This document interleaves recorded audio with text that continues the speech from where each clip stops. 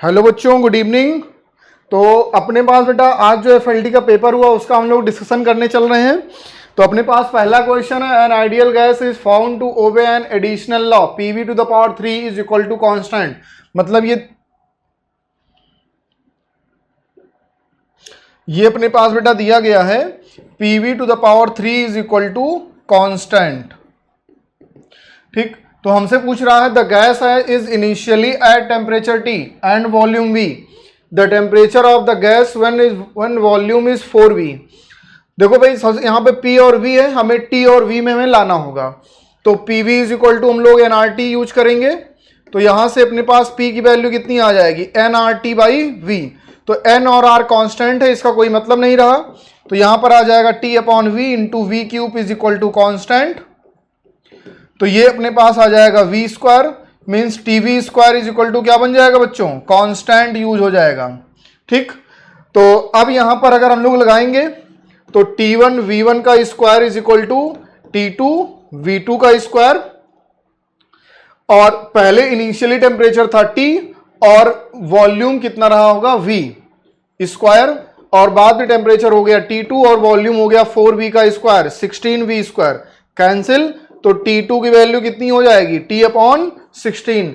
Correct answer is the last part. Clear है, आगे बढ़ते हैं। अगला क्वेश्चन कह रहा है Kirchhoff second law is based on conservation of energy.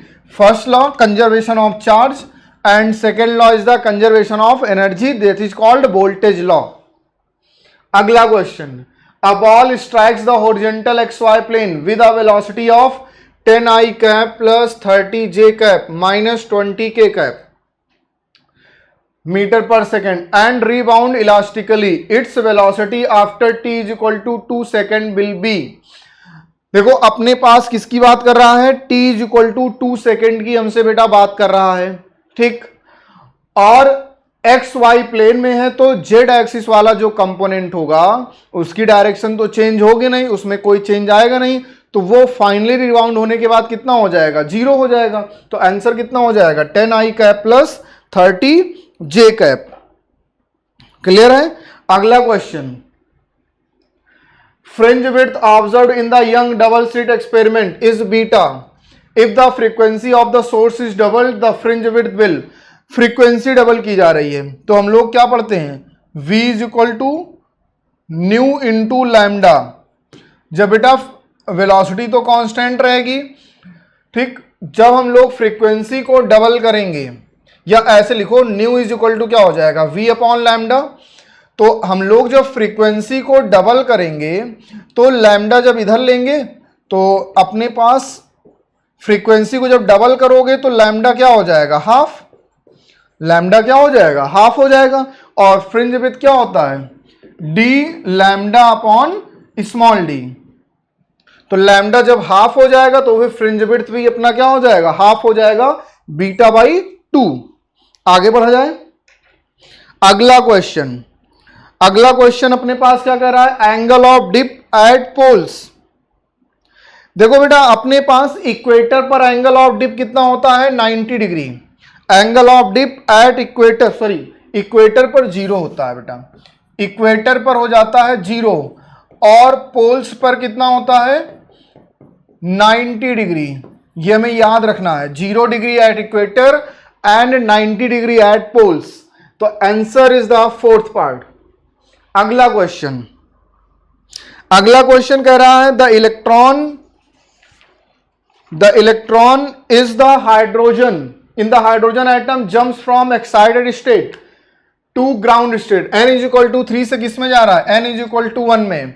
तो मतलब वो फ्रीक्वेंसी कुछ एमिट करेगा, कितनी फ्रीक्वेंसी एमिट करेगा वो हम लोग निकालनी पड़ेगी, या एनर्जी कितनी एमिट करेगा ये निकाल लेते हैं।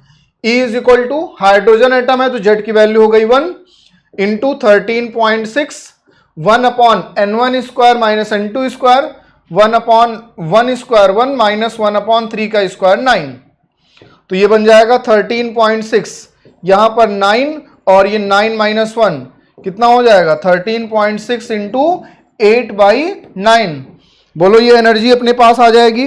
और जब इसकी वैल्यू हम लोग निकालेंगे तो आई थिंक आ जाएगा 12.10 के समथिंग। इलेक्ट्रॉन वोल्ट में ये एनर्जी अपने पास आ गई। मतलब इतनी एनर्जी का वहां से एमिशन हो रहा है। एंड द फोटॉन्स दस emitted irradiate a photosensitive material if the work function, material का वर्क फंक्शन कितना दिया गया है 5.1 इलेक्ट्रॉन वोल्ट। मटेरियल का वर्क फंक्शन कितना है 5.1 electron volt. The stopping potential, देखो स्टॉपिंग पोटेंशियल क्या होता है E V naught is equal to H nu minus h nu naught. तो ई इंटू वी नॉट हमें निकालना है। एच न्यू मतलब जो एनर्जी है, energy of photon 12.1 minus energy of work function that is 5.1। ये सब किस में है इलेक्ट्रॉन वोल्ट में है। तो V नॉट की वैल्यू आ गई 7/E into electron volt. E C cancel that is 7 volt. 7 volt is the correct answer. बोलो भाई बच्चों क्लियर है, कोई दिक्कत? अगला क्वेश्चन कह रहा है if LCR circuit represent inductance, capacitance and resistance respectively, then which of the following does not represent the dimension of frequency? कौन सा फ्रीक्वेंसी के डायमेंशन को रिप्रेजेंट नहीं कर रहा है? चलो भाई इसको जरा ध्यान से तेजी से बता दो। तो फ्रीक्वेंसी की डायमेंशन को कौन सा रिप्रेजेंट नहीं करेगा? तो देखो एक बात समझो, हम लोगों को पता है कि L और C में 1/√LC, F is equal to 1/2 pi √LC। तो L और C में LC जो होगा √LC, ये फ्रीक्वेंसी की डायमेंशन को रिप्रेजेंट करेगा। ठीक है 1/√LC। तो ये जो C/L है ये नहीं करेगा। तो करेक्ट आंसर क्या हो जाएगा फर्स्ट पार्ट। बिल्कुल इसका शॉर्ट ट्रिक से हम लोग करेंगे ना, देखने की ज्यादा जरूरत नहीं। 1/√LC, L और C में जब 1/√LC रिप्रेजेंट कर रहा है तो L/C/L कहां से रिप्रेजेंट नहीं रिप्रेजेंट करेगा। RC क्या होता है टाइम होता है, तो 1/RC फ्रीक्वेंसी हो जाएगा। R/L ये भी होता है टाइम कांस्टेंट मतलब टाइम है, तो L/R उसको जब पलट देंगे R/L फ्रीक्वेंसी। तो कौन सा नहीं होगा फर्स्ट पार्ट। अगला question select the proper graph between potential gravitational potential due to hollow sphere. बताओ ग्रेविटेशनल पोटेंशियल का फॉर्मूला क्या होता है एट डिस्टेंस R। अगर हम लोग हॉलो स्फीयर के बाहर लेते हैं तो V इज इक्वल टू क्या हो जाएगा बेटा प्रोपोर्शनल टू 1/R, और पोटेंशियल की वैल्यू होती है नेगेटिव। और हॉलो स्फीयर में सरफेस पर और सरफेस के अंदर किसी भी पॉइंट पर पोटेंशियल सेम रहता है, मतलब कांस्टेंट बना रहता है, और वो मैक्सिमम होता है लेकिन किसमें नेगेटिव में होता है। तो ये हो गया नेगेटिव में और उसके बाद फिर कम होता रहेगा। तो करेक्ट आंसर क्या हो जाएगा थर्ड पार्ट। फिर आ जाते हैं 9 number the linear density of rod. Rod की लीनियर डेंसिटी दी गई है। लीनियर डेंसिटी का मतलब dm/dx कितना दिया गया है 2 + 3x। तो बताओ यहां से dm की वैल्यू कितनी आ जाएगी 2 + 3x dx। ठीक।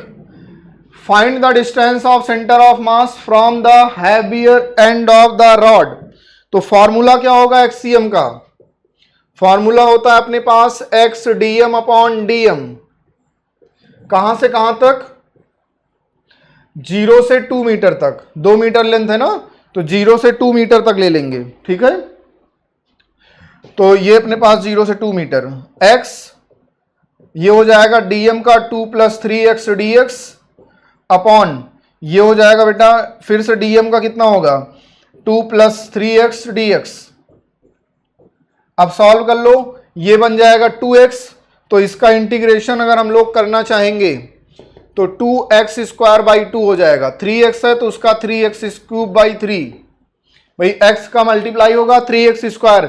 जब इसको इंटीग्रेट करोगे पावर 1 बढ़ जाएगी, जितनी पावर उतना नीचे, अपॉन यहां पर करोगे तो ये बन जाएगा 2x और ये 3x² / 2। और कहां से कहां तक जाना है 0 से 2, upper limit minus lower limit, ये इससे कैंसिल ये इससे कैंसिल, 2 का स्क्वायर 4 और 2 का क्यूब 8 अपॉन यहां पर आ जाओ 2 × 2 = 4 + 3 × 2 अपॉन 2 का स्क्वायर 4 अपॉन 2, 2 × 2 = 4। सॉल्व करोगे आ जाएगा 1.2 मीटर। कितना आ जाएगा 1.2 मीटर।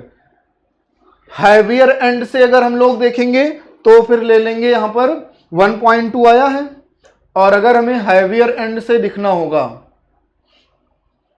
अगर हमें हैवियर एंड से लिखना होगा तो टोटल लेंथ है 2 मीटर। ये तो अपने पास हम लोग हैवियर एंड से अगर लिखेंगे तो 2 माइनस 1.2 हो जाएगा, तो ये हो जाएगा 0.8 मीटर ना, 0.8 मीटर। ठीक है, ठीक, हैवियर एंड से हो जाएगा 0.8 मीटर। चलो आगे बढ़ते हैं। अगला question, in the loop shown the magnetic field of magnetic induction at point O. Magnetic induction at point O, O point पर मैग्नेटिक इंडक्शन की बात कर रहा है। तो देख लो भैया, ये अपने पास है, ठीक, इससे कितना हो जाएगा mu not I upon 4πr1। Angle कितना बना रहा है, क्वार्टर है सर्कल का, तो π/2 कैंसिल, तो ये हो जाएगा mu not I upon 8r1। And direction inside, इससे अगर निकालोगे तो mu not I upon 4πr2, ये हो गया b1 और ये हो गया b2, इंटू एंगल, ये भी क्वार्टर ऑफ द सर्कल π/2, तो mu not I upon 8r2, mu not I upon 8r2। अब दोनों को ऐड कर दो क्योंकि इसकी भी डायरेक्शन इनसाइड है, तो b1 प्लस b2 करोगे तो साफ साफ दिख रहा है आंसर, कौन सा हो जाएगा, सेकेंड पार्ट। ठीक, mu not I upon 8 common हो जाएगा और ये बनेगा 1/r1 प्लस 1/r2। नहीं, ये नहीं होगा बेटा, तो mu not I upon 8 common ले लेंगे, तो ये बन जाएगा r1 r2 और ये बन जाएगा r1 plus r2। Answer third part is the correct answer. बोलो भाई, बात क्लियर है बच्चों, आगे बढ़ा जाए। अगला क्वेश्चन कह रहा है, as shown in figure a metal rod makes contact with a parallel rails and complete the circuit. The circuit area is perpendicular to magnetic field 1.0 Tesla. If the resistance of the total circuit is 2 ohm, the force needed to move the rod as indicate with a constant speed of 2 meter per second will be। एक second बेटा, इसको आप लोग जरा try करिए, एक second का जरा हमें टाइम देना।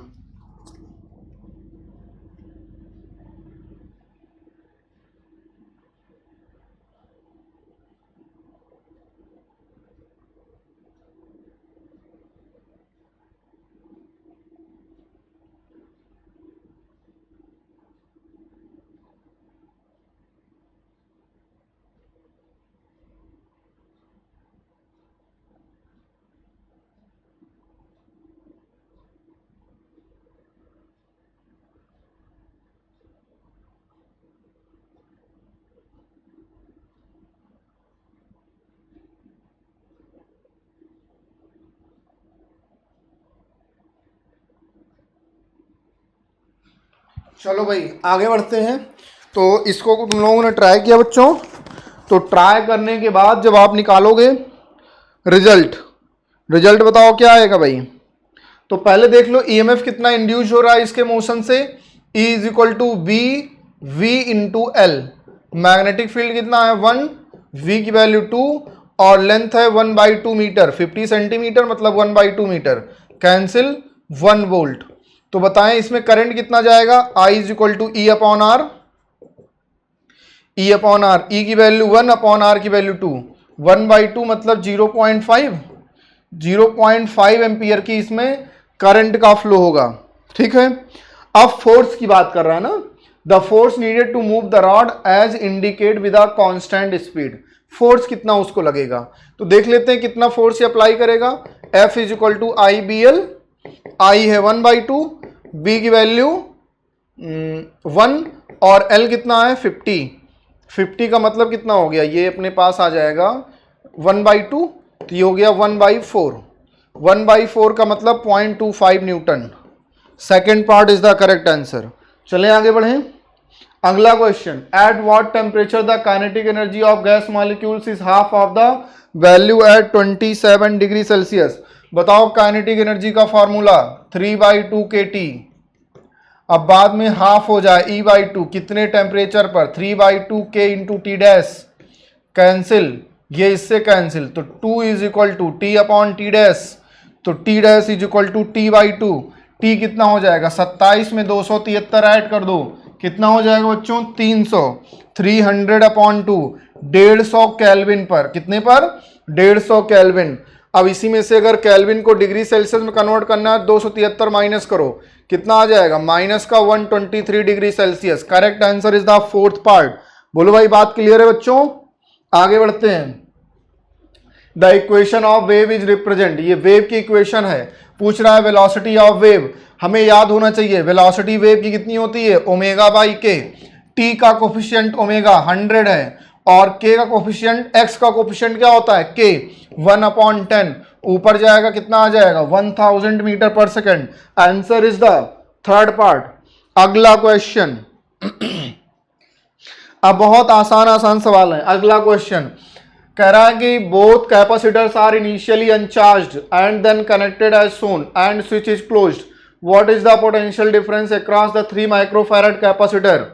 3 माइक्रोफैरड कैपेसिटर के क्रॉस पोटेंशियल देख लेते हैं भाई। स्विच को क्लोज करो, लगा दो इसमें लूप लॉ, चलते हैं।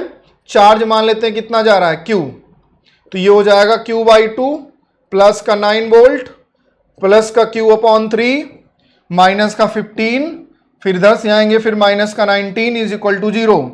तो Q बाई 2, Q कॉमन ले लो, 1/2 प्लस 1/3, ठीक है। और माइनस 15 माइनस 19 कितना हो जाएगा, माइनस का 34, माइनस 34 और प्लस 9 कितना हो जाएगा बच्चों, माइनस का 25, और जब उधर जाएगा तो प्लस का 25। तो देखो Q की वैल्यू कितनी हो जाएगी, 3 2 जा 6, 3 प्लस 2 इज इक्वल टू 25। तो Q is equal to 25 into 6 upon 5, 5 5 जा 25, 5 30, 30 कूलाम चार्ज जाएगा। कितना जाएगा बच्चों, 30 कूलाम चार्ज, 30 माइक्रो कूलाम, क्योंकि माइक्रो फैरड में दिया है इसलिए माइक्रो कूलाम, ठीक है। 30 माइक्रो कूलाम चार्ज आएगा। तो हमसे पूछ रहा है पोटेंशियल क्या होगा, यही तो पूछ रहा है, व्हाट इज द पोटेंशियल। तो पोटेंशियल क्या होता है बच्चों, Q अपॉन C। तो चार्ज जा रहा है 30, C की वैल्यू 3, तो कितना हो जाएगा, 10 volt. Correct answer second part. अगला सवाल, the magnetic susceptibility of a paramagnetic substance at minus 73 degree Celsius is this, then its value at minus 173 degree Celsius will be, ठीक। तो मैग्नेटिक सस्टेबिलिटी अपने पास होती है XM is inversely proportional to T, ठीक है। तो यहां से अगर हम लिखना चाहें XM1 into T1 is equal to XM2 into T2, तो पहले था 0.0060, temperature minus 273 degree Celsius, 273 add करो तो कितना आ जाएगा, 200 केल्विन। फिर बाद में हमें निकालना है इनटू टेम्परेचर, अब फिर से 273 ऐड करो, कितना हो जाएगा 100, कितना आ गया 100। अब ये 100 2 जा 200, तो XM2 अगर तुम मल्टीप्लाई करोगे 0.0120 आएगा। Correct answer is the second part. बोलो भाई क्लियर है बच्चों, थोड़ा स्पीड में है लेकिन स्पीड को पकड़ना समझो ना। चलें आगे बढ़ते हैं। अगला question, age of a tree is determined using radio isotope of carbon. किसका बेटा, कार्बन का, ठीक है। चलो आगे बढ़ते हैं। The majority charge carriers as P type semiconductor. देखो एक बात समझो, majority charge carrier P type में होल्स होते हैं और एन टाइप में इलेक्ट्रॉन्स। तो answer is the third part. The ratio of angle of minimum deviation for a thin prism in respect to air and when it is dipped in water, जब air में था और फिर जब water में आ गया, ठीक है। चलो भाई, तो एयर में अगर निकालोगे तो angle, ratio of angle of minimum deviation air में तो हम लोग a म्यू जी यूज करेंगे, -1 इंटू ए फार्मूला होता है, a म्यू जी हो गया 3/2 -1 इंटू ए, मतलब हाफ ए आ गया। और जब इसको हम लोग वाटर में जब डिप्ड कर देंगे तो ये हो जाएगा W म्यू जी -1 इंटू ए।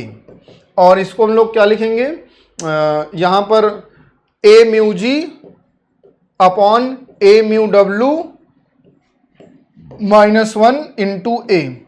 तो कितना आ जाएगा ये 3/2 अपॉन 4/3 -1।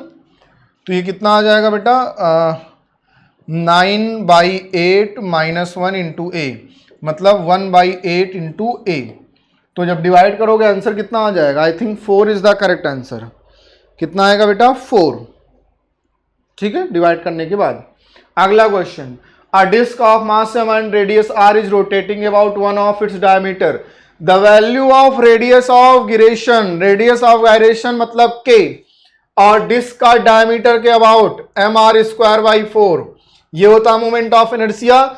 और इसी को mk² के इक्वल कर दो, m से m कैंसिल, तो k की वैल्यू कितनी हो जाएगी?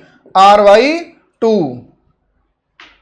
अगला, the stream of river, r/2 कितना होगा? ये सेकेंड पार्ट। अगला बेटा कह रहा है the stream of a river is flowing with speed 2 km/h. A swimmer can swim at a speed of 4 km/h. What should be the direction of the swimmer with respect to the flow of the river to cross the river straight? आसान सवाल है, बिल्कुल आसान सवाल। बुद्धि ये बना लो, ये रिवर है, रिवर में फ्लो कर रहा है वाटर, कितने स्पीड से? 2 km/h से। अब उसको पहुंचना है स्ट्रेट, मतलब जस्ट अपोजिट, यहां से ऐसा कूदे कि यहां पहुंचे, तो इसको कुछ ऐसा कूदना पड़ेगा। कितने से? 4 km/h से। फिर इसको रिवर इधर धक्का मारेगा, कितने से? 2 km/h से। फिर ये क्या हो जाएगा? सीधा। और ये वाला एंगल कितना ले लिया? थीटा। तो बताओ साइन थीटा क्या हो जाएगा? परपेंडिकुलर अपॉन हाइपोटेन्यूज 2/4 1/2, मतलब थीटा कितना हो गया बच्चों? 30 डिग्री। साइन थीटा 1/2 मतलब साइन 30 की वैल्यू 1/2, थीटा कितना हुआ? 30 डिग्री। तो ये वाला एंगल बताओ कितना होगा? 90। तो 90 + 30 120, करेक्ट आंसर सेकेंड पार्ट। बहुत आसान सवाल है, बहुत आसान सवाल ना। Magnetic field at the centre of circular loop of area A is B. बताओ सेंटर पर मैग्नेटिक फील्ड B = μ0I/2r। हमें फाइंड करना है मैग्नेटिक मूवमेंट। मैग्नेटिक मूवमेंट का फॉर्मूला M = I × A, और A के टर्म में तो A के टर्म में दिया है, ठीक है। तो और R तो इसमें कहीं है नहीं, तो यहां से तुम लोग निकालो करंट। करंट निकालो, कितना आएगा? B × 2r/μ0, B × 2r/μ0, और एरिया A। अब R को हटाना पड़ेगा, तो बताओ A = क्या होता है? πr²। तो R = हो जाएगा √a/π। तो B × 2/μ0 √a/π × A। तो यहां से a की पावर 1/2, यहां से a की पावर 1, तो ये हो जाएगा 2b × a की पावर 3/2 बन गया अपॉन μ0, और यहां से पाई की पावर 1/2। तो करेक्ट आंसर देख लो, I think fourth part is the correct answer. बताओ भाई, fourth part is the correct answer. आगे बढ़ा जाए। द प्रोजेक्टाइल, चलो भाई देखो, the projectile is thrown with an initial velocity. ये देखो तुम्हारे पास इनिशियल वेलोसिटी दी गई है, ये हॉरिजॉन्टल हो गई और ये vertical. If the range of the projectile is twice the maximum height. बताओ रेंज क्या होता है प्रोजेक्टाइल का? वो ट्वाइस है मैक्सिमम हाइट का, मतलब u² sin 2θ/g, और 2 × h की वैल्यू u² sin² θ/2g। ये इससे उड़ा, g से g गया, u² से u²। sin 2θ क्या लिखोगे? 2 sin θ × cos θ, और sin² θ को sin θ × sin θ। अब एक साइन इससे गया, तो यहां पर कितना आ गया बेटा? tan θ = 2, ये आ गया। और यहां से अगर हम tan θ निकालें, तो tan θ क्या हो जाएगा? j कैप कोफिशिएंट b और xi कैप कोफिशिएंट a। तो tan θ की वैल्यू आ गई b/a = 2। तो b = कितना हो जाएगा बच्चों? 2a। Third option is the correct answer. बोलो भाई, बात क्लियर है? आसान सवाल है, आसान। भाई ऐसे समझो ना, ये हॉरिजॉन्टल कंपोनेंट है, वर्टिकल हॉरिजॉन्टल मतलब u cos थीटा और वर्टिकल मतलब u sin थीटा, और दोनों कर दो divide, u sin theta upon u cos theta, तो ये कितना हो जाएगा b अपॉन a, तो u से u cancel, tan theta is equal to b upon a ना। अब हम लोगों को थोड़ा सा स्पीड में चलना है ना, स्पीड को अपने बच्चों मेंटेन करो यार, अब स्पीड को मेंटेन करना है। ये देखो 3 equal weight A B C of mass 2 kg each are hanging as shown in figure, the tension in the string connecting weight B and C. देखो इधर ध्यान से, ये 2g नीचे लगेगा, यहां पर 2g नीचे, यहां पर 2g नीचे, मान लो एक्सेलरेशन a इधर है तो इधर एक्सेलरेशन होगा a, और यहां पर टेंशन मान लो t, तो बताओ एक्सेलरेशन क्या हो जाएगा, नेट फोर्स नीचे की तरफ a की डायरेक्शन में 2g plus 2g 4g, opposite direction में एक्सेलरेशन ऊपर 2g नीचे माइनस 2g, टोटल मास 6, तो 2g अपॉन 6 कितना हो जाएगा बच्चों, g/3। अब इसके लिए इक्वेशन लिख लो, इसका मास 2 kg, मास इंटू एक्सेलरेशन मतलब 2 इंटू ए, अब ए की डायरेक्शन में फोर्स 2g, अपोजिट डायरेक्शन में टेंशन माइनस का t, तो t इज इक्वल टू हो जाएगा 2g माइनस 2, a की वैल्यू g/3, तो 2g माइनस 2g/3 बताओ बच्चों कितना आएगा, दैट इज 4g/3, और ये g की वैल्यू 10, तो 40/3 13.3 इज द करेक्ट आंसर। चुटकियों में सवाल का आंसर बेटा निकलता है ना। आगे बढ़ते हैं, in the given circuit find voltage across 12 ohm resistance, voltage across 12 ohm resistance. देखो अब ध्यान से, ये तीनों पैरेलल, तो 1/8 प्लस 1/8 प्लस 1/4 कितना होगा, 8 एलसीएम 1 प्लस 1 प्लस 2, 4/8 4 दूनी 8, 1/2, तो बताओ आर की वैल्यू कितनी आ गई 2, तो इन तीनों का मिलाकर के कितना आया 2, 2 और 4 सीरीज में, तो टोटल ये बन गया बेटा 6, ये बन गया 12। बोलो ठीक है, ये 12 एम्पियर करंट आ रही है। अब ये 6 है, ये 12 है, इनवर्स रेशियो, रेजिस्टेंस के इनवर्स रेशियो में करंट डिवाइड होता है। मतलब अगर टोटल अगर तुम्हें बोला जाए तो ये 12 है और ये 6 है, इनवर्स रेशियो में करंट को डिवाइड करना है। जरा इनवर्स रेशियो में करंट को डिवाइड करके जरा बताइए भाई, तो हमें साफ साफ दिख रहा है 6 है और ये 12 है, 6 दूनी 12 मतलब 6 2 जा 12, मतलब 3 पार्ट में करंट को डिवाइड कर दें तो 4 4 4, तो जिसके पास रेजिस्टेंस इसके पास ज्यादा है तो इसमें करंट ज्यादा जाएगी, 6 2 जा 12, 4 2 जा 8, 8 एम्पियर इसमें जाएगी और 4 एम्पियर इसमें जाएगी। ठीक, अब इसके बाद हमें फाइंड करना है इसमें अपने पास वोल्टेज, तो V इज इक्वल टू क्या लगा दो IR, करंट आ रही ए आई और R की वैल्यू है 12, कितना हो जाएगा,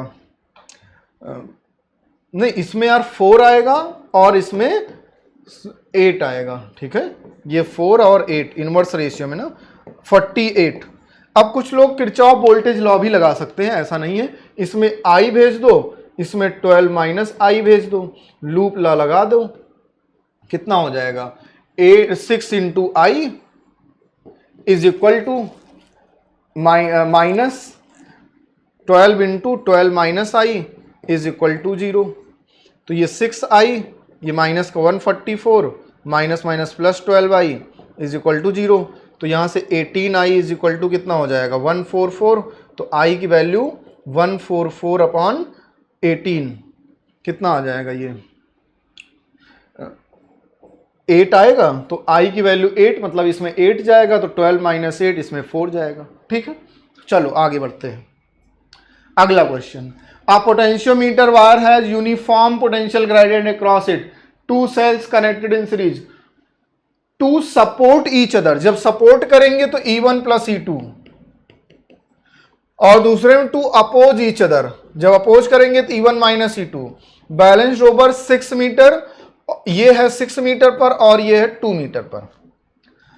ठीक, on the potential gradient 6 into K, यहां पर भी के लगा दो। The EMF of the cells are in ratio, K से के कैंसिल, 2 3 जा 6, क्रॉस मल्टीप्लाई, तो E1 प्लस E2 कितना हो जाएगा 3E1 minus 3E2, ratio find करना है तो E1 को इधर ले आओ तो माइनस का 2E1 बचेगा और इसको इधर ले जाओ माइनस का 4E2 हो जाएगा। तो यहाँ से E1 upon E2 is equal to -4 upon -2 तो 2:1। देख लो भाई आंसर कितना आएगा 2:1। तो answer is the fourth part. ठीक है, तो इसके आगे का डिस्कशन बच्चों अब RD सर अपने करेंगे, हम लोगों के बड़े फेवरेट हैं। तो चलते हैं, बाय बाय बच्चों, ऑल द बेस्ट।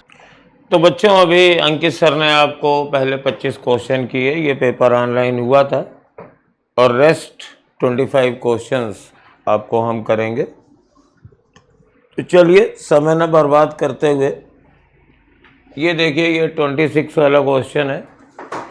अब देखो भाई नीट के ज़्यादातर क्वेश्चन ना काफ़ी इजी टाइप के आते हैं।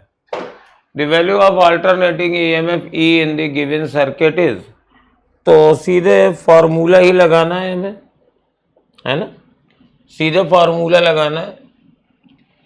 टोटल E बराबर होता है VL minus VC whole square plus VR का स्क्वायर, ये E निकलेगा। अब जब तुम लोग नीट करोगे ना तो ये लिखना नहीं, सीधे वैल्यू रख देना, हमें तो समझाना होता है इसलिए रखना होता है। इसको अगर हम नीट में बैठते तो कैसे करते हैं, देखो ये VL है, ये VC है, तो इन दोनों का अंतर हो गया, कितना हो गया 40 और 100, 100 और 40 का अंतर हो गया 60 का होल स्क्वायर और प्लस 80 का स्क्वायर और इसका अंडर रूट, और ये हो जाएगा 100, तो आंसर हो जाएगा 100 वोल्ट। ये सब काम हम करते हैं अपने मन में, ऐसे करते 100 माइनस 40 60 हुआ और 60 80 का स्क्वायर 10 100 स्क्वायर होता है। तो इस तरीके से बहुत ही आसानी से ये हो सकता था, समझाने में देर लगती है। ये 1 सेकेंड का क्वेश्चन था। The ratio of kinetic energy K and potential energy U possessed by a body in SHM when at a distance of 1/m of its amplitude from the mean position. Damn easy question। Kinetic energy और potential energy का ratio लेना है। Kinetic energy कितनी होती है बच्चों, ½ omega square A square और position x square, और डिस्टेंस है 1/m ऑफ द एम्पलीट्यूड, तो यानी A square upon m square, और पोटेंशियल एनर्जी ½ ओमेगा स्क्वायर और A square upon m square. एक चीज ध्यान रखना, ये मास वाला m है, चाहो तो इसको कैपिटल M कर दो, है ना, और ये वो वाला m है जो रेशियो में दिया हुआ है। तो इन दोनों की तो छुट्टी हो गई, m स्क्वायर से ऊपर नीचे गुणा कर दो तो m स्क्वायर -1 और नीचे खाली 1 आएगा।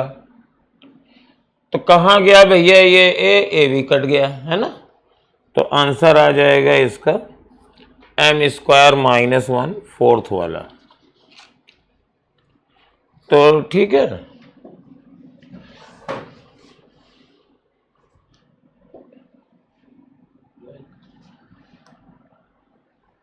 नहीं मुझे बैक करना है थोड़ा।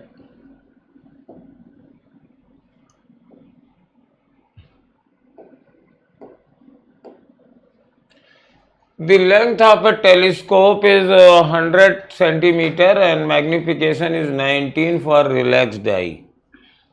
तो इसका मतलब फार्मूला आप लोग जानते होंगे, FO अपॉन FE बराबर 19 है, तो FO is equal to 19 FE, और रिलैक्स्ड आई के लिए length is equal to FO plus FE, तो 19 FE और प्लस FE, और ये लेंथ है कितनी है 100 है, लेंथ इज 100, तो FE इज इक्वल टू 5 हो गया और FO इज इक्वल टू 95 हो गया। तो फोर्थ आंसर है। अब तुम्हें एक कलाकारी बताएं, ये कैलकुलेट नहीं करना चाहते। देखो FO अपॉन FE की वैल्यू 19 होनी चाहिए। FO अपॉन FE यहाँ 9 है, यहाँ कुछ और है, यहाँ 4 है और यहाँ पे 19 है। तो अगर इक्वेशन लिख के ना सॉल्व करते तो क्या ये आंसर ना निकलता। इन सब टाइप की चीज़ें अब आप लोग आदत डाल सकते हो। मेरी भी कुछ है, पहले से ये सब करवाना चाहिए था, लेकिन पहले चलिए। तो इस तरीके के नीट में बहुत सारे क्वेश्चन होते हैं जिसमें ये रियल कैलकुलेशन से हम बच सकते हैं, क्योंकि सिर्फ इन दोनों का रेशियो 19 है और पहाड़े हम लोगों को याद हैं, तो ये ऐसे ही किया जा सकता है।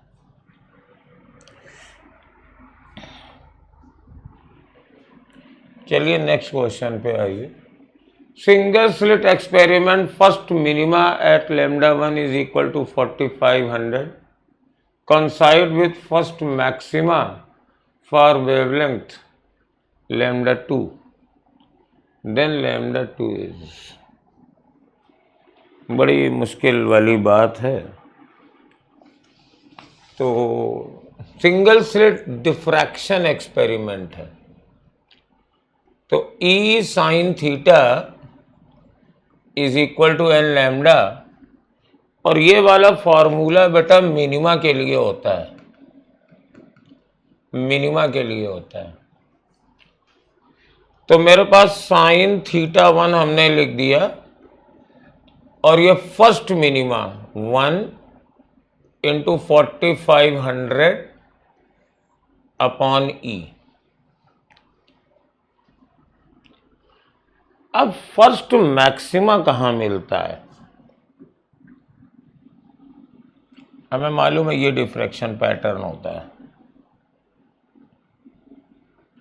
तो ये फर्स्ट, ये तो सेंट्रल मैक्सिमा है,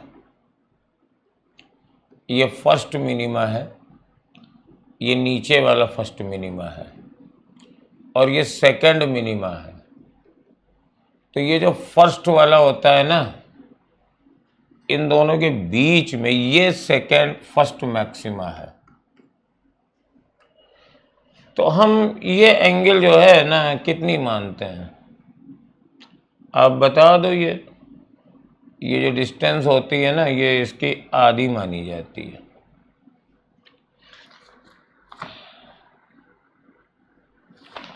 तो इसके लिए n बराबर 1, इसके लिए n बराबर 2, तो इसके लिए n बराबर 3/2 लेंगे। अब मैं पहले से बता दूं, ये एक्यूरेट रिजल्ट नहीं है, ये अप्रॉक्सीमेट है, बट अप्रॉक्सीमेट ही चलेंगे। तो अगर हम इसको लेंगे तो ये भी साइन थीटा 1 है, क्योंकि कॉन्साइड कर रहा है, तो ये हो जाएगा 3/2 अपॉन E, और ये लैम्डा निकालने की हमें तमन्ना है। n की जगह 3/2 लग दिया, लैम्डा निकालेंगे और बाकी तो है।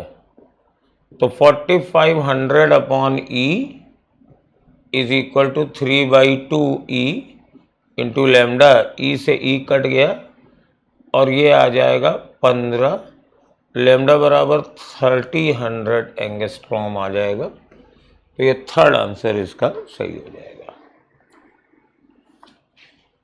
ये अप्रॉक्सीमेट रिजल्ट है, मतलब ये फॉर्मूला मेड फॉर मिनिमा है। तो n बराबर 1 2 3 रखेंगे तो ये मिनिमा की पोजीशन मिलेगी 1 2 3। और अगर मैक्सिमा निकालना है तो मैक्सिमा निकालने के लिए हम लोग n की वैल्यू 0, 3/2, 5/2 ये रख सकते हैं, but these are exact and these are approximated. The radius of a nucleus with atomic number 7 is 2. The radius of the nucleus with atomic number 189. तो R proportional to होता है A की power 1/3। तो 2 upon R is equal to 7 upon 189 की power 1/3। तो R is equal to 2 into, अब इसको देखो काटेंगे तो तो 189/7 की पावर 1/3। तो देखो ये कटता है, 7 दूनी 14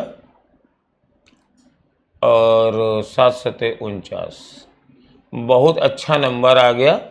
तो 2 × 3 आंसर तुम्हारा हो गया 6 फर्मी, फोर्थ वाला। ठीक है बेटा, लाइफ सही चल रही है ना? It is premiere not a live. तो जो कुछ हो फिर कमेंट करके पूछ लेना।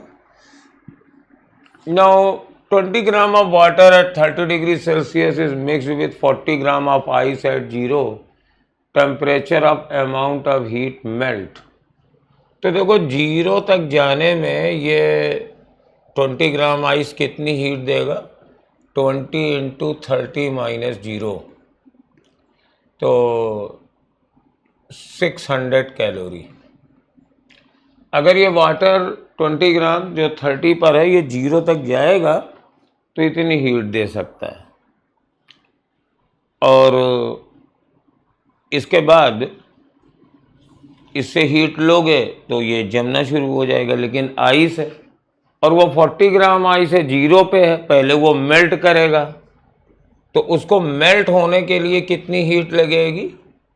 40 × 80 कैलोरी। तो 8 चौको 32, 100 कैलोरी लगेगी ये। And this is larger, Q2 greater than Q1 है। यानी कि वाटर का टेम्परेचर 30 से गिर के 0 हो जाएगा, लेकिन तब तक आइस पूरी मेल्ट ही नहीं हो पाएगी, वो 0 पे ही बनी रहेगी। तो मिक्सचर का टेम्परेचर ये है। Ice does not melt is the best answer, लेकिन ये बहुत अच्छा आंसर नहीं है। हमने लिखना चाहिए complete ice. Complete ice does not melt. कुछ आइस मेल्ट करेगी, इसको देख के लग रहा है कि बिल्कुल आइस मेल्ट नहीं करेगी, but it is the best answer. Complete melting नहीं हो पाएगी। तुमसे ये पूछ सकता है कि कितनी आइस मेल्ट हो जाएगी। तो ये जो वाटर ने जितनी हीट दी है उससे जितनी आइस मेल्ट हो सकती है हो जाएगी। तो ये m की वैल्यू 600/80 हो जाएगी। ये 0 0 कट गया, तो 8 सत्ते 56, 7.5 ग्राम आइस मेल्ट हो जाएगी। सिर्फ इतनी आइस मेल्ट होगी out of 40 gram. Amount of ice melted नहीं, ये आंसर हो गया। ठीक है, the temperature then amount of ice melt is, ये आंसर है। मैं पहले सोच रहा था शायद मिक्सचर का टेम्परेचर पूछ रहा है, तो अब ये बहुत अच्छा क्वेश्चन है। 7.5 ग्राम आइस मेल्ट हो जाएगी, रिमेनिंग नहीं मेल्ट होगी। मिक्सचर का टेम्परेचर 0। मिक्सचर में क्या क्या होगा? तो 40 - 7.5, तो 32.5 ग्राम अनमेल्टेड आइस होगी। अनमेल्टेड आइस, और 20 ग्राम और ये 7.5 ग्राम मेल्ट होने से बन गया, तो 27.5 ग्राम वाटर होगा। और दोनों का टेम्परेचर 0 डिग्री सेल्सियस होगा। जय श्री राम। चलो भाई, हाँ बेटा, अब देखो 32वां number question. The escape velocity on the surface of a planet is v. Planet shrinks such that the radius decreases to 1/4. The acceleration due to the gravity. हाँ, one thing more. बेटा ये स्लाइड में गलत छप गया है, paper में तुम लोगों के सही छपा था। ये escape velocity ही पूछ रहा है, और देखो आंसर भी सब escape velocity ही दी हुई है। तो escape velocity का फॉर्मूला लिखते हैं, √2 gm/r।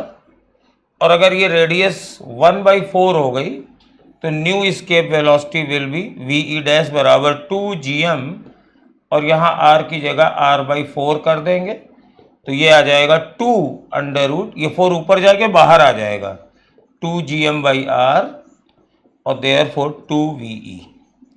बहुत ही सिंपल क्वेश्चन था, फर्स्ट आंसर।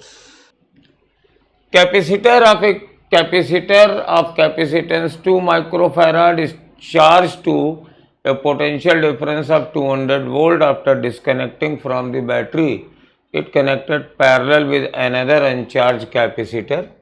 तो फार्मूला होता है बेटा C1V1 plus C2V2 upon C1 plus C2। Common potential 20 volt है, 2 माइक्रोफैराड का है और इसको 200 वोल्ट तक जोड़ा गया और प्लस ये अनचार्ज था और ये 2 मान लीजिए ये C है। तो 2 plus C is equal to 400 upon 20, तो दैट इज 20, तो C is equal to 18 microfarad. Very simple question था, फार्मूला बेस्ड थे।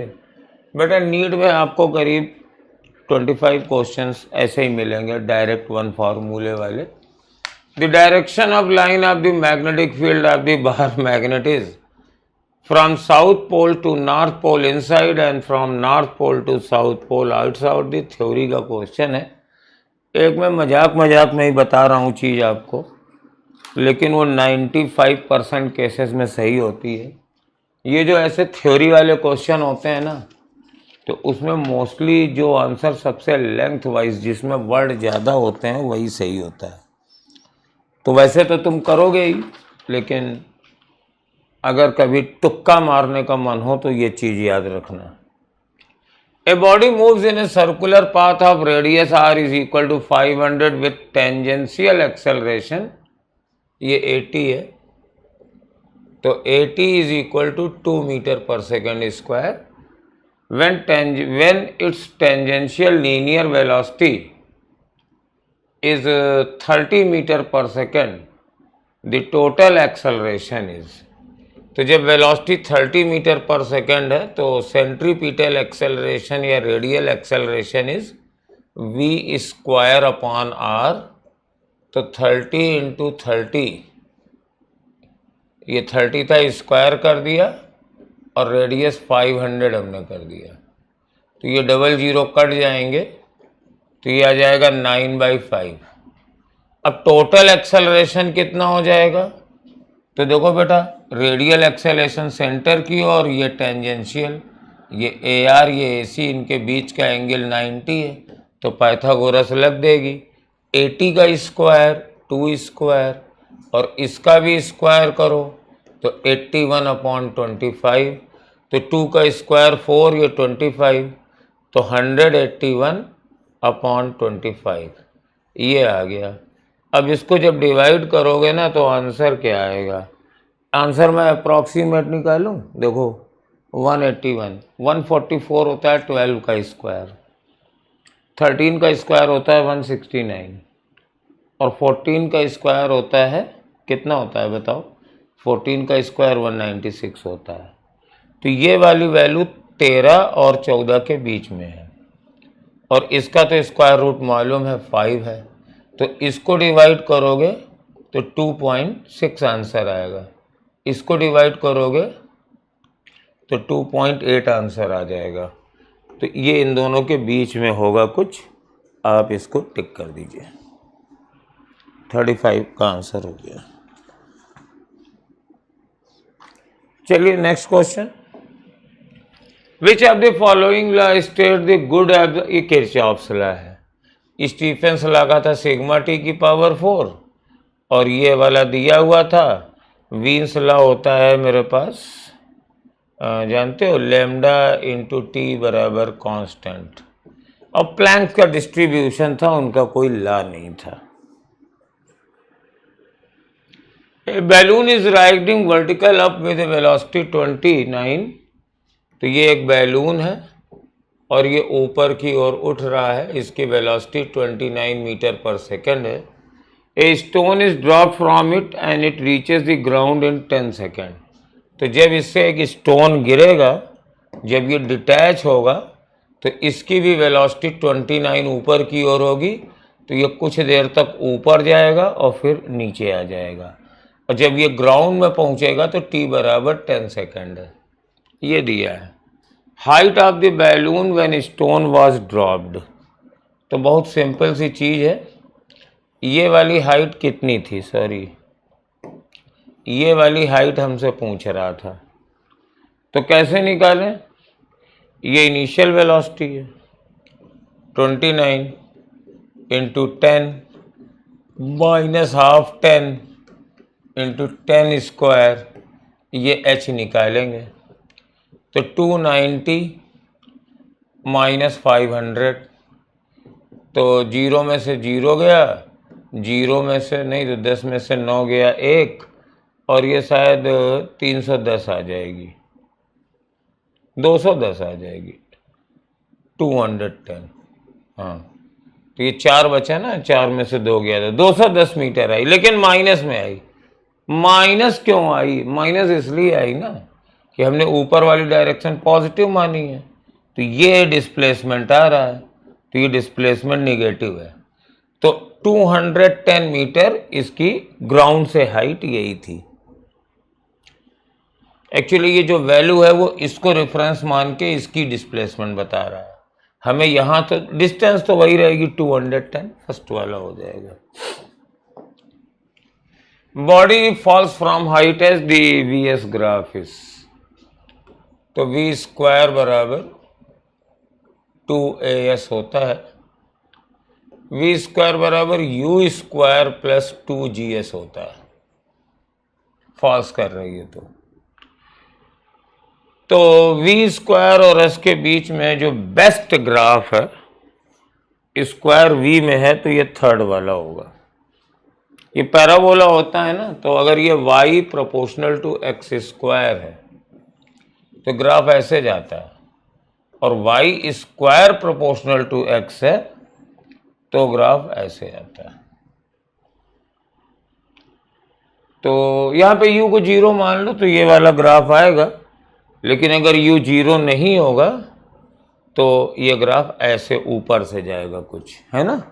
तो इन सब में बेस्ट यही वाला है, यही आंसर देंगे, क्योंकि लीनियर तो नहीं आएगा, v में स्क्वायर ऐसे, तो ये दोनों तो हो ही नहीं सकते, और स्क्वायर v में है तो ऐसे नहीं जाएगा। ठीक है,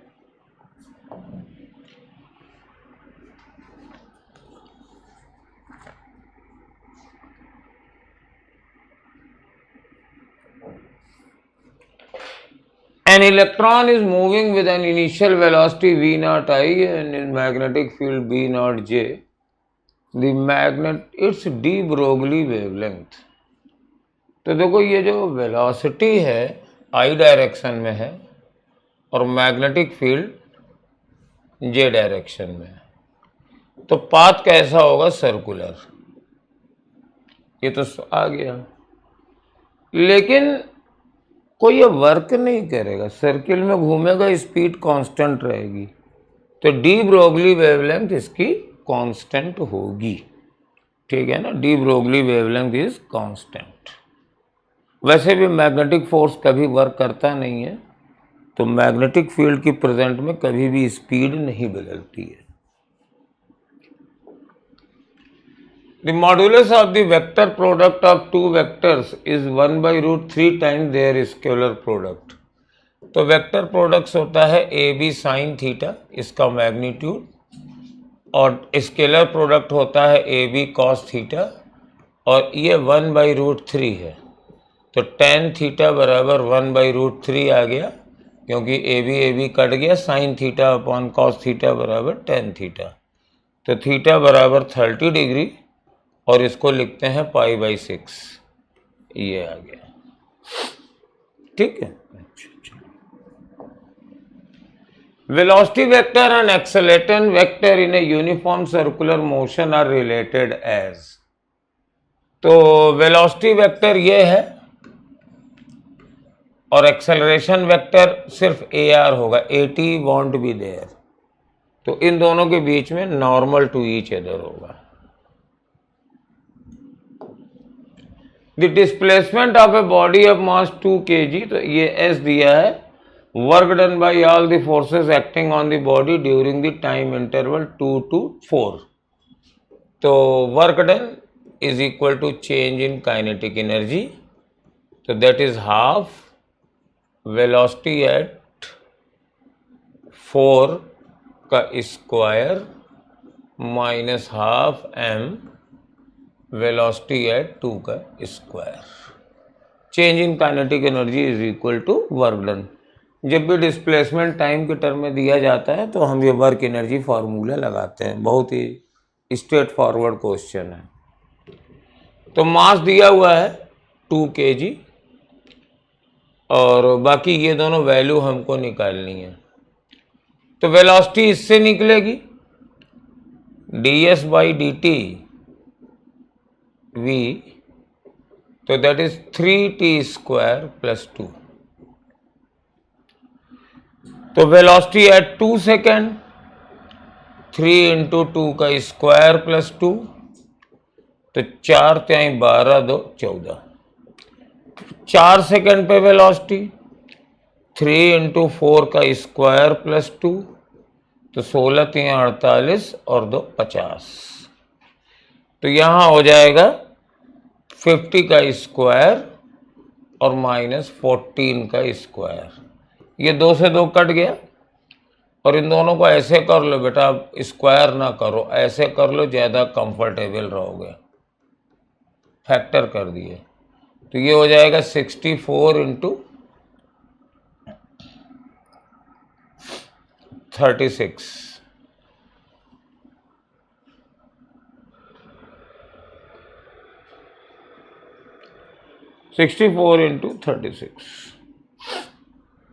अब मल्टीप्लाई करना पड़ेगा और कुछ नहीं कर सकते हो। तो 6 चौको 24। मैं आपको स्टेप मारने की तरीके बता रहा हूँ। 6 चौको 24 आ गया, तो लास्ट डिजिट 4 आई है, तो ये दोनों तो नहीं हो सकते। लेकिन मेरा भाग्य खराब है ना, दोनों में 4 आ गया, मतलब मल्टीप्लाई करना पड़ेगा। अगर किसी एक में 4 ना आता तो मैं बिना आगे मल्टीप्लाई किए इसको टिक मार जाता। चलो अब तो मजबूरी है, करना पड़ेगा। तो 6 चौको 24 की 4 2 और 6 छंग 36 2 38 और 3 चौको 12 और 3 छक 18 1 19, तो 4 0 ये आ गया। 2 से ही मैंने कर लिया, लेकिन अब यार कर ही लेते हैं। और 9 4 13 और ये 2 आ गया। मैं इधर के पेपरों में ये कोशिश कर रहा हूँ कि किस तरीके से हम बिना पूरा कैलकुलेशन किए भी आंसर तक पहुँच सकते हैं, and that is very important when paper is lengthy. चलिए, मैं कई 2-3 वीडियो से बार बार कह रहा हूँ कि एक बच्चे ने कमेंट किया कि आप सॉल्यूशन देख के कराते हैं। तो नहीं बेटा, हम सॉल्यूशन लिए तो हैं, देख लो ये लिया हुआ है, लेकिन ये सॉल्यूशन भी मेरा ही बनाया हुआ है, तो ऐसा नहीं है कि हमें कोई दिक्कत है। मैं देखता हूँ कि कहीं अगर सॉल्यूशन में भी कुछ गलत छप गया हो तो उसको मैं बता सकूँ कि इसमें गलत छपा है, अदरवाइज़ कंफ्यूज होते हो ना तुम लोग। तो बहुत सारी चीज़ों के लिए होता है, कभी कभी न्यूमेरिकल वैल्यूज़ सॉल्यूशन लंबा होता है तो कैलकुलेशन के हिसाब से। चलो ठीक है। 2 small balls each carrying a charge Q are suspended by equal insulated strings of length L meter from any point. This arrangement is carried in a satellite in space. तो स्पेस में satellite के बीच में G0 होता है, तो बेटा ये दोनों स्ट्रिंग इस तरीके से फैल जाएंगी। तो अगर इधर लंबाई L है तो ये भी लंबाई L हो जाएगी। तो इधर जो टेंशन लगेगा ये इधर लगेगा, ये इधर लगेगा, तो टेंशन बराबर 1/4 pi epsilon 0 Q square upon L square और 4L स्क्वायर, क्योंकि डिस्टेंस अब 4L स्क्वायर हो गई है, और angle between the string is 180 degree. तो ये दोनों तो नहीं होंगे, क्योंकि इतना तो सब लोग समझ ही जाते हैं ये 180 है, तो 0 और 90 नहीं होंगे, और ये फर्स्ट वाला आंसर हो जाएगा। चलिए नेक्स्ट क्वेश्चन पे आते हैं। A ball hits the floor and rebounds after an elastic collision. In this case, inelastic collision भी है और रिबाउंड भी कर रही है। The momentum of the ball just after the collision. चलो परफेक्टली इन इलास्टिक तो नहीं है, तो कुछ कम वेलोसिटी से चलेगी। The momentum of the ball just after the collision is same as the just before the collision. ये तो बेटा सही नहीं है, और इवन इफ ये अगर इलास्टिक कोलिजन होता तो भी ये सही नहीं होता। क्यों? अगर इलास्टिक होता तो बॉल अगर v स्पीड से टकराती तो v स्पीड से जाती, but momentum is a vector quantity, तो डायरेक्शन इसकी डिफरेंट होती। तो अगर ये इलास्टिक कोलिजन होता तो भी आंसर गलत था, सेम ना होता, डायरेक्शन अपोजिट होती। हाँ, तब मोमेंटम के मैग्नीट्यूड जरूर बराबर रहता है। The mechanical energy of the ball remains same in the collision. नहीं बेटा, काइनेटिक एनर्जी घट गई। Total momentum of the ball and earth is conserved. हाँ, ये वाला सही।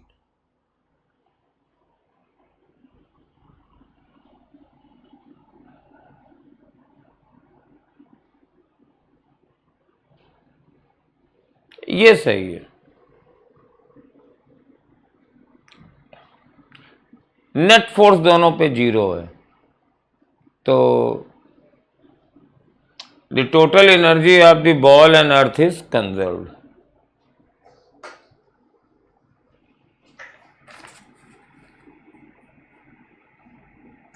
ये सही है। Total energy of the ball and earth is not conserved, तो थर्ड वाला इसका आंसर सही है। 7 charges Q are placed at the corner of a cube of edge length √3 meter. Find the potential at center of the cube. तो ये मैं एक cube बनाता हूं सुंदर सा।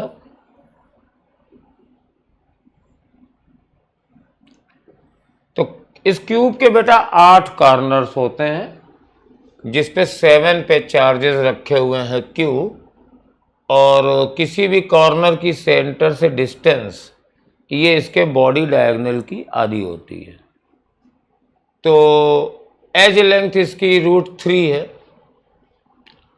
तो इसका बॉडी डायगोनल हो जाएगा, ए √3 होता है तो √3 इंटू √3 यानी 3, और यहां से कॉर्नर से सेंटर की डिस्टेंस हो जाएगी 3/2।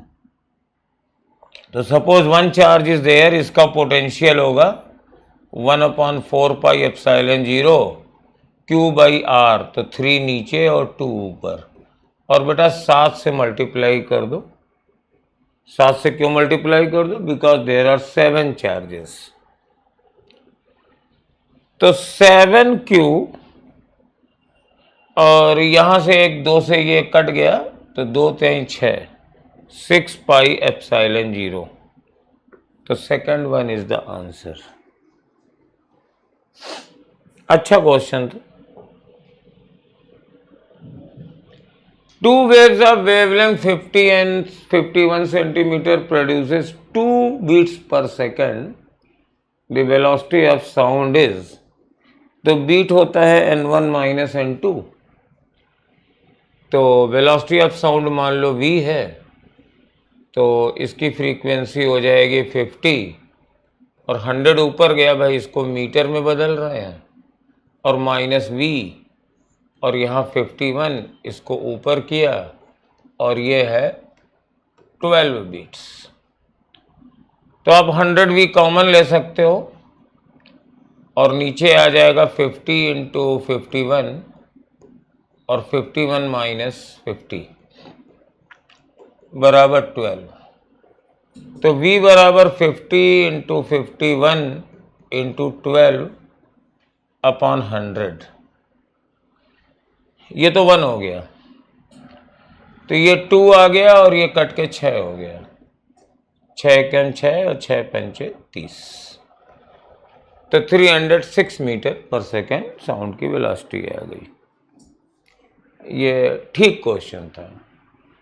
The output of a logic gate, तो मैं आपको बता दूं कि ये है मेरे पास, this is basically NAND gate, और इसके दोनों इनपुट को मैंने एक ही से जोड़ दिया है।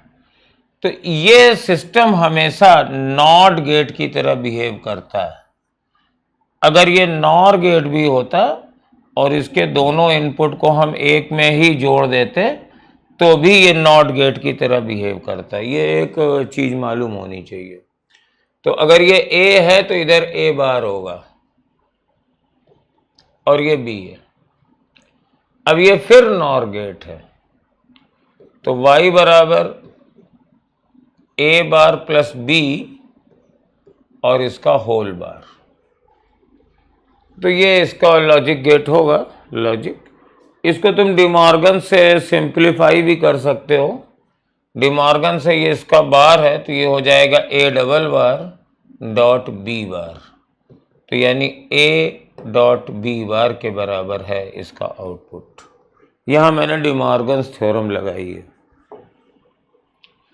The velocity of the most energetic electrons emitted from a metallic surface is tripled when the frequency nu of the incident radiation is doubled.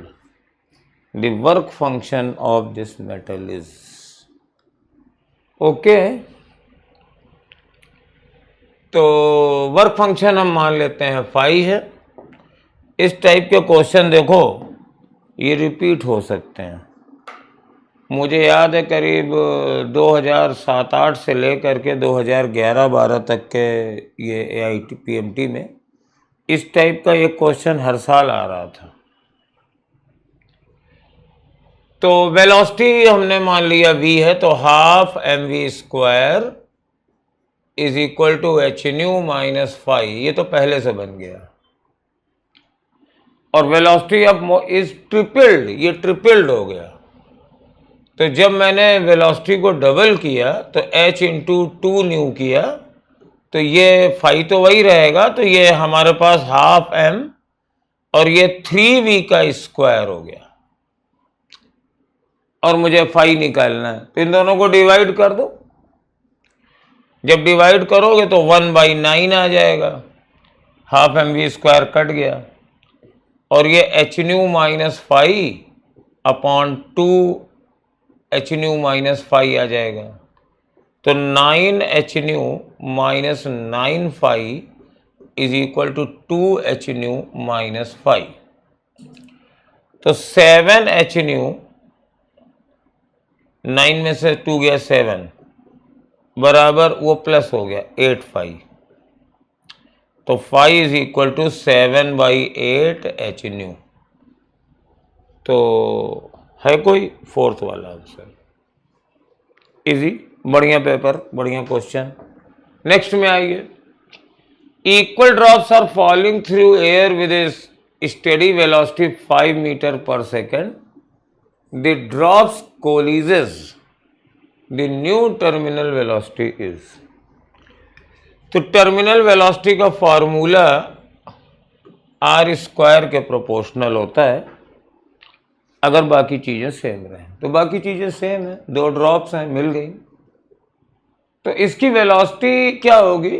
New terminal velocity. तो पहले क्या थी? टर्मिनल वेलोसिटी 5 थी तो 5 प्रोपोर्शनल टू आर स्क्वायर थी। अब नई radius क्या होगी? तो जब ये 2 ड्रॉप मिलती हैं ना तो दोनों का वॉल्यूम तो सेम था। तो नए वॉल्यूम के लिए 4/3 pi R cube is equal to 4/3 pi small R cube into 2। तो 4/3 पाई तो कट गया, आर बराबर 2 की पावर 1/3 स्मॉल आर होगी। तो नई वाली वेलोसिटी प्रोपोर्शनल टू 2 की पावर 1/3 आर का स्क्वायर होगी। तो v/5 इज इक्वल टू, जब डिवाइड करोगे तो आर स्क्वायर से आर स्क्वायर तो कैंसिल हो जाएगा, 2 की पावर 2/3 आ जाएगी। तो v बराबर 5 इंटू, अब देखो ये 4 की पावर 1/3 लिख सकते हो क्योंकि 2 का स्क्वायर 4 होता है। ये 2 की पावर 2/3 है ना, तो इसको 2 तरीके से लिख सकते हो। 2 की power 2 whole to the power 1/3 तो ये 4 की पावर 1/3 होगा। और ऐसे भी लिखा जा सकता है 2 की पावर 1/3 का स्क्वायर। तो इस तरीके से लिख के ये आंसर आ गया है थर्ड वाला। लास्ट क्वेश्चन आज का। इस बार भी बेटा 50वां क्वेश्चन देखो, और इस बार भी ये जो फील्ड है ना, यहाँ ग्रेविटेशनल ग्रेविटेशनल नहीं, इलेक्ट्रिक पोटेंशियल दिया है, पूछा है इलेक्ट्रिक पोटेंशियल। आपके पेपर में सही लिखा हुआ है, स्लाइड में थोड़ा सा पता नहीं कैसे गड़बड़ हो गया है, तो मैं इसको इलेक्ट्रिक पोटेंशियल ही निकालता हूँ। देखो, चार्ज कहीं पर भी हो, उसकी डिस्टेंस जो है वो सेंटर से बराबर होगी और डायरेक्शन होती नहीं है। तो सपोज यहाँ पे चार्ज dq है, तो इसकी वजह से पोटेंशियल हो जाएगा 1/4πε0 dq/r। और अगर तुम्हें ये dv हो गया और टोटल पोटेंशियल निकालना है, तो ये सब तो कांस्टेंट है, r भी सबके लिए सेम है भाई, dq कहीं भी हो, डिस्टेंस तो वही रहेगी, डायरेक्शन है नहीं, तो ये सिग्मा dq हो जाएगा। और टोटल इस पे चार्ज कितना होगा, तो sigma dq is equal to lambda, this is the charge per unit length, और मल्टीप्लाइड बाय दिस लेंथ, और ये लेंथ कितनी हो जाएगी, टोटल सरकमफ्रेंस है 2πr, और इसको 3/4 कर देंगे भाई, 1/4 पोर्शन मिसिंग है। तो अब यहाँ पे वैल्यू रख दो, v इज इक्वल टू 1/4πε0 और 1/r और लैम्डा इंटू 2πr इंटू 3/4। तो यहाँ से 2π से ये काट दिया, तो ये आ जाएगा 2, तो 3 लैम्डा, ये r से r भी कट गया, 3 लैम्डा अपॉन 8ε0, और ये कोई भी आंसर इसमें नहीं है, तो देयरफॉर इसका आंसर 4th हो जाएगा। तो बेटा पेपर इजी था, नंबर वही 150, 160, 170 जितने खींच सको खींच लो, तो it's okay, alright. Next session में फिर मिलते हैं।